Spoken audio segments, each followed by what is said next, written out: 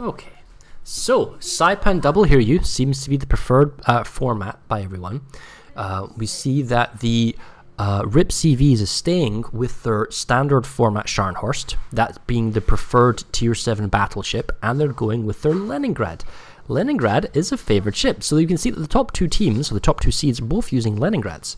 On the opposing team, last minute registrations, or Fara's Discord groupies, we see that Saipan Double Hiryu, and they've gone with the Leon, sticking with the Leon, and their Jervis.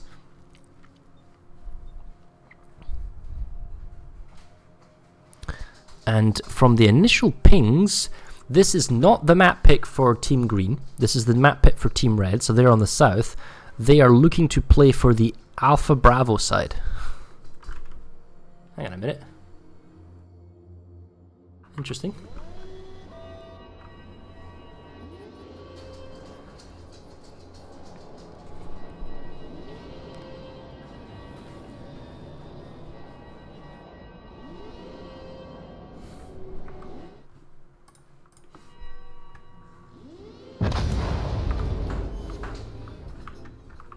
Okay, so we want to see what is the game plan for last minute registrations. Like, this is their map, they're spawning north, it's their spawn, it's their map. Where do they go, how do they do it? And you see the initial fighter play is pushing over a very heavy Alpha Bravo center. Bomber's also going wide Alpha, and then the Leningrad speed advantage is pushing over to Alpha. And the CV's grouping up, and the Scharnhorst falling behind the Leningrad at best speed. Oh wow, hello. We see the Saipan over on the north, and the Leon. Can he take a Scharnhorst take a shot at the Saipan? It's to be seen. Oh, the Jervis is also pretty close in Alpha, so both teams playing for Alpha. Now, we saw this before in the round stage, and it was quick and violent. And see, that's the thing, the Saipan's kind of broadside. I mean, oh, he got kind of lucky there. I mean, we know where he's going. We know going for the island that they're kind of aiming for, but it's it's vulnerable to those initial battleship shots. Now, those heavy aggressive strafe by the Hiryu on the other Hiryu's torpedo bombers. Now, because the exit strafe needs to be careful he doesn't get followed strafed, which he does get followed. Yeah, he does, but he can reverse strafe by the second one, so maybe he goes to punish the first one, which he does as well. Gets 3 out of, so it's not terrible. I mean, he's able to redeem something of that. The single fighter is now caught out of position. He immediately exit strafes because he's the Saipan. The CV doesn't follow strafe. That's a single fire. It's not going to do a lot of DPS. Although he clips one, they're going for the torpedo bombers. Those are Saipan torpedo bombers on the Jervis. Planes are beginning to get beat up. It's still relatively balanced in terms of fighter control, although there's this wide Hiryu fighter on the flank that could be useful for RIPCVs. Jervis gets away without being kind of bombed. Yumkai in his Saipan, however, has taken a couple of hits. We see another Saipan strafe into the torpedo bomber, just kind of mitigating the damage. The Leningrad is turned away, but he's now reversing in, and we see that Jervis is, he was maybe Alpha, but now he knows where all the enemy team is. He knows where the Scharnhorst is. You can push up, and you can actually grab the Bravo cap for free, while possibly the rest of the northern team can harass and prevent an Alpha cap. Now, there's a large bombing force. The fighters have mostly... Oh, that's an exit strafe and a follow-on strafe that's tried to happen, I think. Or not, or a leave. The problem here is that the green team has temporarily got fighter control just at the moment when the red team wanted to come in with their bombers. They really want these to be distracted, so this bombing thing isn't really going to do anything at this point. You've got 3 fighters on what was 2, and they're not all attacking at the same time. I personally would have harassed the Leningrad and forced them away and allowed the Leon to shoot them and have sight. But that's me with my eye in the sky, seeing everything that I do. But then again, I'm part of the green team, and I see the Leningrad. We don't know, or the Leon. We don't know what the red team sees of the green. Jervis is captured. Bravo. Okay. Does he gamble to keep on going to Charlie, or is one cap enough and turn around? Because if you go over to Charlie, you then have to turn back, and you're also severely isolated, and you're stretching the fighter cover that is necessary to protect that one ship. But that looks like what he's doing. But 2 Saipan torpedo bombers are coming in from the Jervis. The torpedo bombers for the Hiryu are running away from another Hiryu's fighter, so I mean, they could probably split up. Single fighter from Hiryu. Now that here comes the Saipan fighters and another Hiryu trying to save. Now the dive bomber missed. This is going to be a cross drop from Saipan torpedo bombers, which is pretty tricky with fighter cover. This is a very difficult thing to pull off. In comes drop number 1 to force the turn and force the line of sight. Here comes the cross drop. This is the anvil. But he's just quick enough to dodge the first one. But is he Tokyo drifting into the... Oh, he just gets clipped in the tail. Fortunately, not a huge amount of damage. Can now continue to Charlie being unmolested. The red team can use this opportunity to possibly, you know, the enemy team's being aggressive here with the planes and make them bleed. But while this is going on, the CVs have taken a bit of damage. We know Yumcam is low, but now we see that also Crank is down half health on his CV, and if his island's close is fine. But the Leon is grabbing Alpha, but he's taking a bunch of beatings. Scharnhorst is there. Leningrad's out of position now because they can see where he is. Oh, it's a torp on the Leningrad. That's actually a clean drop, but the Leningrad is fast. Takes one in the tail. No, he does not. And there's the difficulty of using Saipan torps. You only get 3, you don't get 4, and as a result, Leningrad's really, really fast. That was an unmolested drop, but it just missed because Leningrad is hard to hit. I don't see how the Leon can capture Alpha, because he can keep being reset, but, yeah, you know, it's whether or not his health pool gets punished here. And while this is all going on, at the same time, we see the last-minute registration. They're grabbing Charlie. And this destroyer will come back, and he's luring all the bombers on the Jervis because they see him as the vulnerable party, which he technically is, but there's a limited ammunition on the defending fighters. Takes a dive bomber hit. What happens with the torpedo bombers? The Leon is not being bombed while they are going all after the destroyer, but the destroyer grabs Charlie and Bravo. He now comes back. Alpha is denied, and they need to keep tapping on the Leon. Leon has really good AA, so last minute registration, Team Red, they have an advantage, but they're paying for it in health pool. Now the carriers are relatively safe, so their health pools don't matter so much. What matters is the fact that the Jervis is down to 6k and the Leon is on 32k. That's the really important thing, because at a certain point, the Scharnhorst of Angelstone and the Leningrad of Shar, or Sahara, is going to have to push and make a play. That is... Oh, he kills off the 3 torpedo bombers. Oh, there's a strafe of the Saipan on the Hiryu fighter. Plane reserves are also going to play a big impact on this, whether or not they can keep affording to bombing the Jervis. Leon's reversing. Is he going to take a torp on the nose? I don't think so with that angling of attack. No, it's not going to work. Saipan strafe clips one, runs away. Does he follow strafe? He does not. Here come dive bombers. He wants to cause a panic. Leon's down to 15k. That was a good hit from the Scharnhorst. This dive bombers are going to get a good hit. Whew, this is challenging now. What can the bombing force from last minute registration, what can they do? I mean, Hiryu on this sheep is down to 32k, takes another hit down to 29k, but we've got a fighter on the Hiryu torpedo. Oh, he's not actually moving. Oh, he's reverse strafing. Okay, so that's what it is. I think the Leon's going to die here. And Leningrad's just going to move out and keep chipping him down. I mean, yeah, the double fighter's on the... Well, that fire knot's being controlled. Is it because he's controlling his bombers instead? And then the Scharnhorst is going to kill him off as well. And this is the health pool thing. The Leon pushing up to A. Was it necessary? Was it needed? He's reversed into friendly AA now, but that is smart because Lenin... Oh! But he has to take into consideration that he's being cross-dropped straight from the Saipan, Hiryu onto the Saipan's torpedo bombers. Away, Destroyer sees the Leningrad. Leningrad's too fast for the torps, though. You need to drop so much closer. Oh, but is he drifting out of it? Is he going to get clipped in? No, he's not. Battleship escapes. The Leningrad is pushed away by the Saipan's torpedo drop and the destroyer pressure on the Leningrad. Now the Leningrad's super low. Yes, the Scharnhorst finishes off the battleship, but the Leningrad loses a bunch of health and buys a bit more time. Jervis is trying to finish off the Leningrad here. If you can kill the Leningrad, you stop the, you know, the DD kind of counter-capping your points, but... He's down to 4k now. The issue is with planes. We'd love to have like a plane counter or UI element right now. What are the carriers going to do against the Scharnhorst? Because without a battleship to protect them, he is just going to take long lob shots over on the island because he sees. They get spotted because of planes, and then nothing's stopping him pushing around the corner. And the CV planes from RIPCVs, they can just spot the carriers. Scharnhorst keeps taking chip shots. sees a little bit of range. And then when you come in for your bombing run, it just takes a small hit. And look, okay, so the torpedo bombers, they must be spotted by now. And you've got the first fighter plane from Yunkai coming up to deal with them.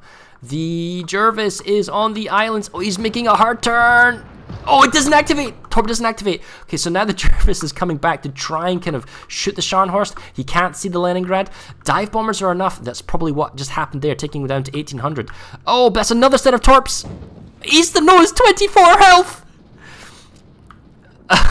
He smokes up for dear life. Oh, that's a destroyer shot, but it hits the islands instead. It's living by the knife. Oh, I can see it by a life edge here for last minute registration. But RIPCV, they gunned down Jervis in the smoke. And they also... oh, there's a lot going on, but now Yunkai is critically low at 6k. Only Crank is on 18k.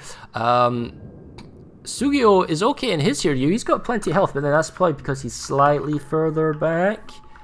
I mean, I don't think they've got the fighter control, the carrier to go after the Leningrad. They're going to try, but these are double Saipan fighters panicking torpedo bombers. You need to get a connection, and that's going to be awfully tricky. Scharnhorst now takes down the Saipan, and that's kind of game. I like the game plan that last minute registration did. I like the B cap and I like the C cap. Pushing the DD to A, realizing it's too hot, turning to Bravo, turning to Charlie, then coming back with the destroyer, and then surprising here. That was good. I liked the carriers losing their health was a bit suspicious, but getting nice and snuggled on the island did mitigate some of the damage where the Scharnhorst was. So that was okay. But the Leon into Alpha, I question that particular maneuver. Because you're basically inviting the enemy destroyer and battleship to, you know, do damage over time dots, fires and floods, and little destroyer or little dive bomber attacks to constantly trigger fires, to constantly do extra bleeding. It means over a period of 10 minutes, you just, you know, you die from bleeding, and you bleed out. And without the battleship, the problem is that the Scharnhorst can now push up. And the thing is, but let's be clear here, the fighter control is probably in favor. I mean, yes, they're down a couple of CVs, but it's probably in favor of RIPCV because the pressure is not on the Scharnhorst, the pressure is all on their own lines. But well, RIPCV wins the first game. They won away, that is, against the enemy team's home map and home spawn. So now the advantage for RIPCV is that they get to pick their map, they get to pick their spawn, and they have a 1-0 advantage. So for forming the last minute registration, their back's against the wall. Let's see what they can do here, because it's going to be difficult. But then again, they played, you know, reasonably well last game as well, so I don't really see too much of an issue here. It's possible, totally possible.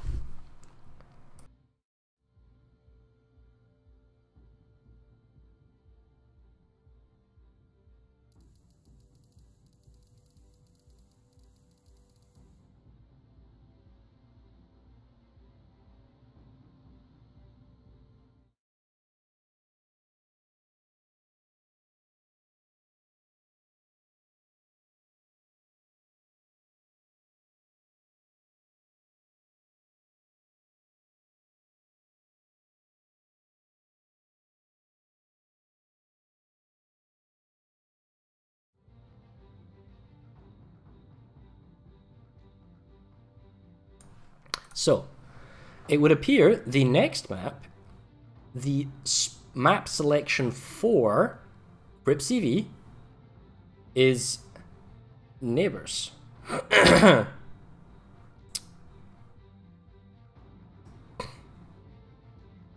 Interesting.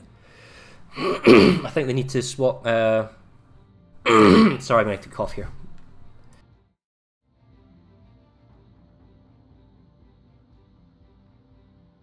Much better.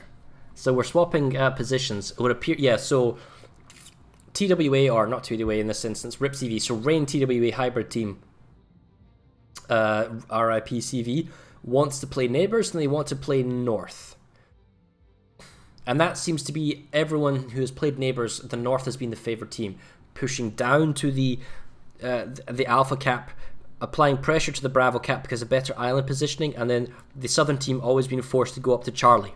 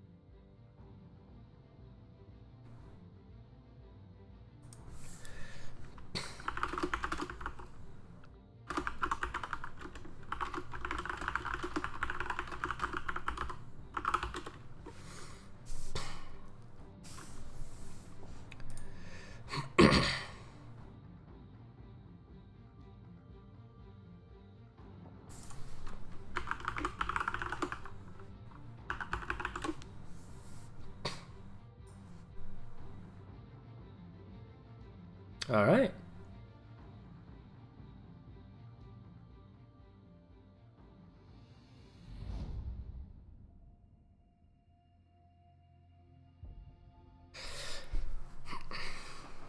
So here we go. Last minute registrations, tournament life online, place for the finals. RIPCV needs one more win on their own home field advantage. We have yet to see Riposte, our tiebreaker map, being played. Maybe we'll see that here if Formula Last Minute Registration is able to pull back a win, or maybe we'll have to wait to our finals.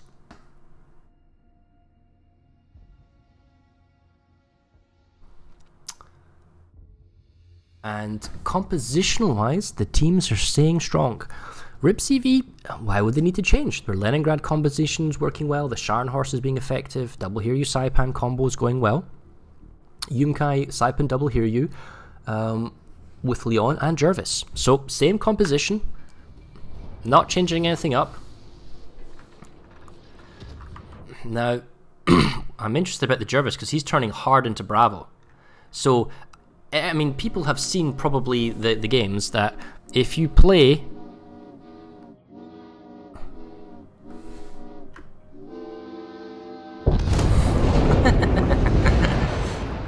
Alright, where's my camera? Oh, there we are. Woof, let's go.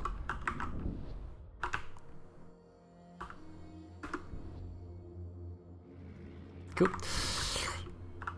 So, is Chrysanthemum really going to push for Bravo while the battleships and the carriers move for Charlie? That would be a departure from how other teams have played, but then again, every team that we have seen play south. Well, that's not technically true. There's definitely a huge advantage, though, to the northern team. Case in point, why it was chosen to be the northern team on this map.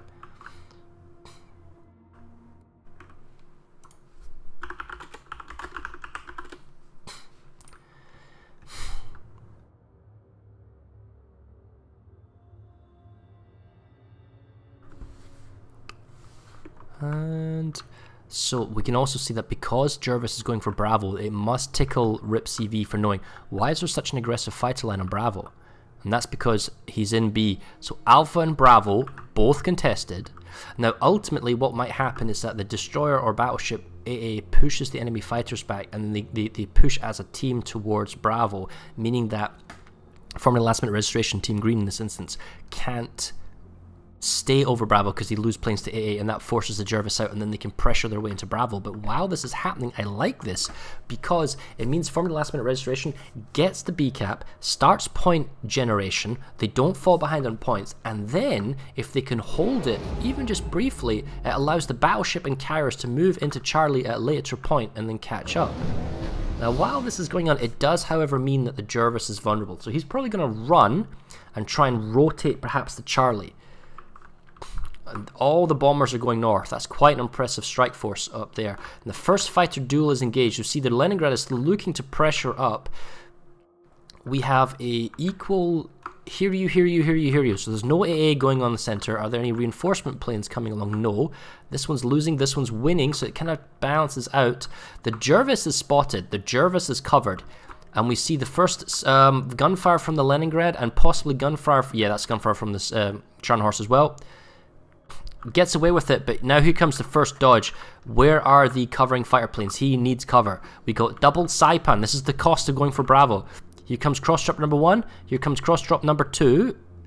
And oh, that's awkward. He's gonna take one. Or is he? Yes, he is. Oh, that's painful because now here comes everything else, and this is the problem. He doesn't have the right amount of cover.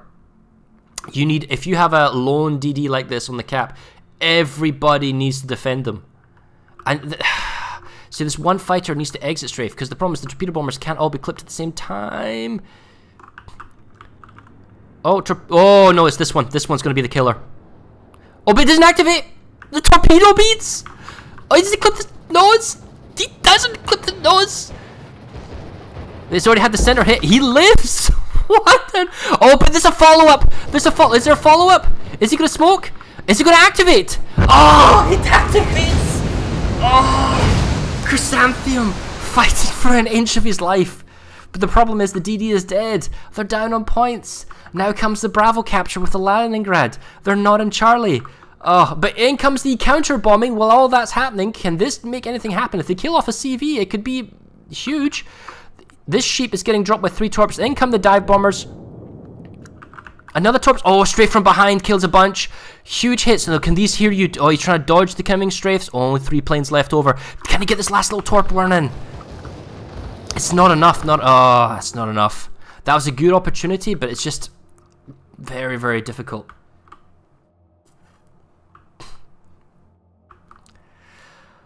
Oh, I think I'm not, like,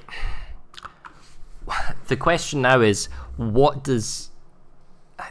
can last minute registration do? Like, they have lost the initiative in the sense of the cap, and going for B was risky. And what does it get you? Some time. But the problem is, as soon as like they have captured this point, it must be the destroyer. If it is the destroyer, then we will send everything on him, because the destroyer doesn't have strong anti-air, so you can leave fighters on top of him. And the fighter duel that went over in the center here wasn't really all that necessary. Possibly, but the point is, you need to have everything defending the DD until he regroups with your friendly AA. And even then, as he's running away, he's clearly giving up Bravo. The Leningrad just moves up. So we can see the advantages of playing north of neighbors. Or I wonder whether or not, if you're going to send the DD to B, just send the entire team. But the problem is, if you send the entire team, the carriers are more exposed. They get shot at by the battleship before they can get behind the island and into cover. It's tricky. Definitely very tricky.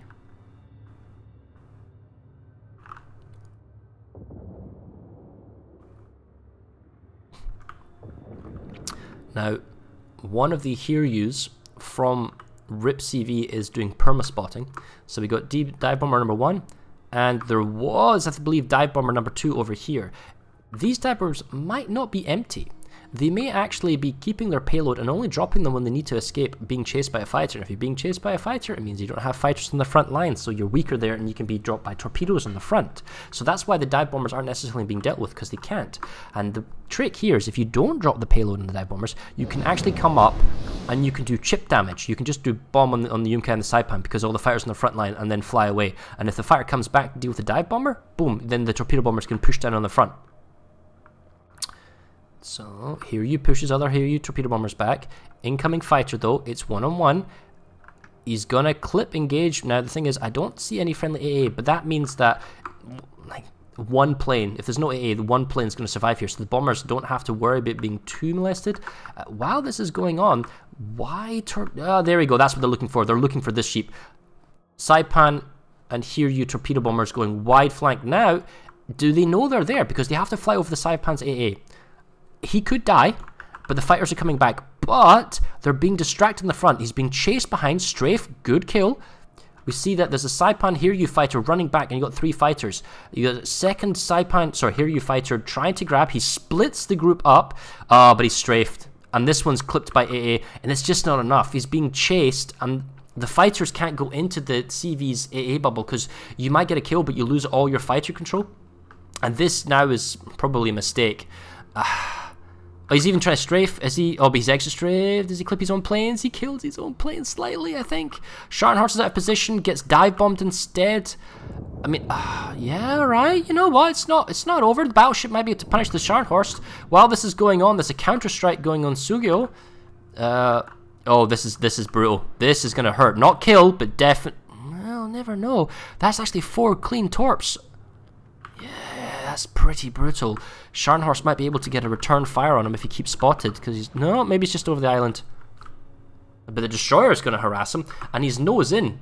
Oh, and battleship fire as well. He's down to 4k. I think he's at...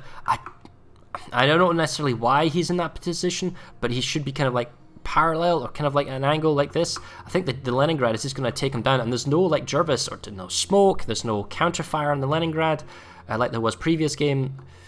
And the torpedo bombers from the Saipan, he tried to strafe them but missed. Now they're coming in for their killing run. Oh, and they can drop here, and even if the gunfire didn't do it, they can drop from a distance and kill him off. Oh, down a CV. However, the Scharnhorst goes down from a fire by the Leon, I believe. Yes, it's not over. They're down a CV. That is bad. But they still have a Leon with strong AA, they still have the Charlie Cap, and they have muscle. They have the battleship, they have health. Yunkai is next to Leon, they're combining their AA. They don't need to worry about big, long-range slamming hits from the Scharnhorst. They still have strike potential, and this sheep is still wounded. If they can push up to, say, Alpha, see where the Leningrad's torps are, because it's not long-range torps, I believe it's only 4 kilometers, there's every chance here that last-minute registration can pull this back. So there's the Leningrad. No fighters. Leningrad is very fast. Leon doesn't have a great aim on him right now. I believe these are the dead CVs, the dead Hiryu's torpedo bombers. He's going to try and drop the Leningrad. Now, this is very difficult, ladies and gentlemen, because of the sheer speed of Leningrad. He has to drop way in advance. Way in advance. That is in advance. He's dropping the speed. He's trying to outrun this one. Now he's going to hard turn. Does he Tokyo drift away? Is this one going to clip? Oh, just not enough. It's so frustrating. Every other destroyer you would hit and you would damage and you would wound, but the Leningrad, no, it's too troll. It's too troll. It's too fast. Now Crank is going to get taking shots from the Leningrad. He's not with Leon. You know what? There's no battleship to worry about. As Yunkai, I would stay with Leon. Combine your AA. Help pick off enemy stuff. I wouldn't reverse. I wouldn't hide. I think you have to move up. Plus, the closer you are, the quicker the plane turnaround is. Leon fires the shot on the Hiryu. Hiryu's on like 5k. Here it comes. Oh, he gets him! He gets him! This sheep goes down. Both on 2 CVs, but this case it's a destroyer versus a battleship. Incoming drop on Leon, but he's turning. He's only going to take 2 torps. Is he flooding? Is he on fire? No, so he's either damage conned or it didn't trigger.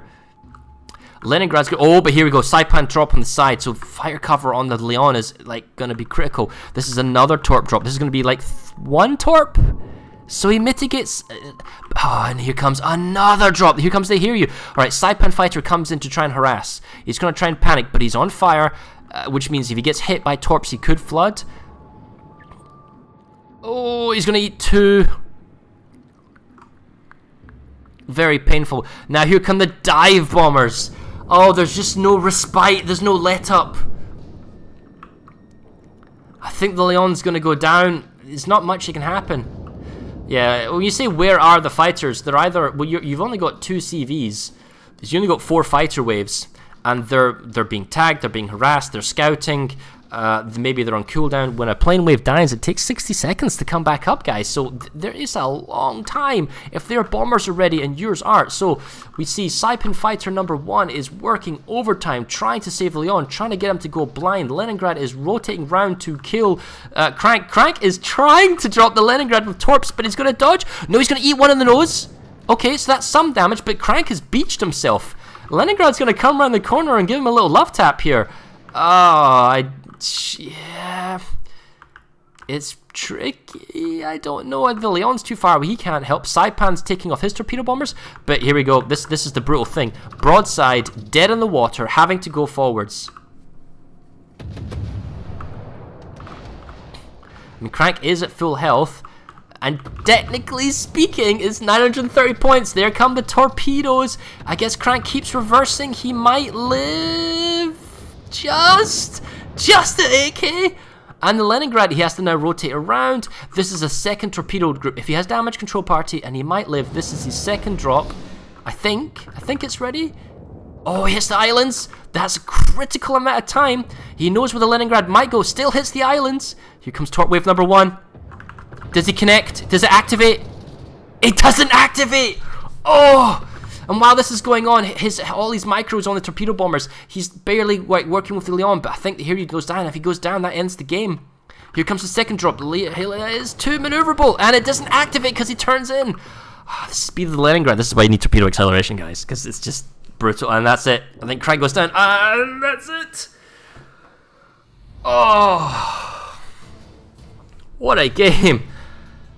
Disadvantage right at the beginning for last minute registration, but they so nearly come back and pull it off. So nearly. Very valiant gameplay. Very valiant. And that's why they take the Leningrad, I guess. Alright.